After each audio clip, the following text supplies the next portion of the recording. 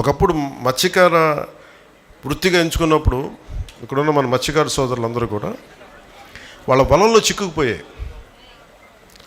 వాటి వల్ల వాళ్ళకి దాంట్లో మంచి చెడు తెలీదు.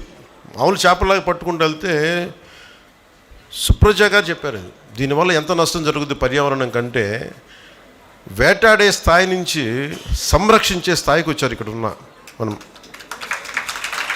ఇంతకుమించి గొప్పదే ఉంది చెప్పండి. ఇప్పుడు అటవీ శాఖ చేసింది, అటవీ శాఖ మంత్రిగా నేను మాట్లాడుతున్నానంటే దాంట్లో పెద్ద విషయం కాదు.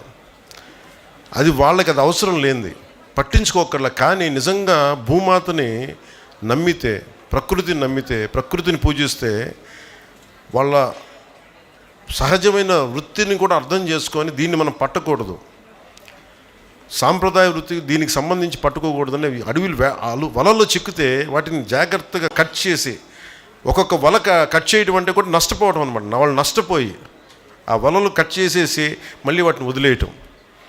అంత మనస్ఫూర్తిగా అంటే మనం అనుకుంటాం కదా, ఒక్క మనిషి ఏం చేయగలరని.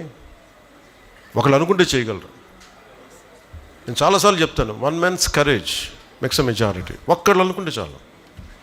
ఇక్కడున్న ఒక్కొక్క బిడ్డ, ఆడబిడ్డ కానీ అబ్బాయి కానీ, స్కౌట్స్ అండ్ గైడ్స్లోని ఒక్కొక్కళ్ళు కానీ ఈ దేశాన్ని, ఈ సమాజాన్ని మార్చగలిగే శక్తి సత్తా ఉన్నవాళ్ళు మీరు. ఈ వీడియో నచ్చితే లైక్ చేయండి. అలాగే మా ఛానల్ ని ఫస్ట్ టైం కనుక చూస్తున్నట్టయితే ఇప్పుడే సబ్స్క్రైబ్ చేసుకుని పక్కనే ఉన్న గంట సింబల్ ని యాక్టివేట్ చేసుకోండి. అప్పుడే మేము పెట్టే ప్రతి వీడియో మీకు నోటిఫికేషన్ గా వస్తుంది. అలాగే ఈ వీడియో పూర్తిగా చూసినందుకు ధన్యవాదాలు.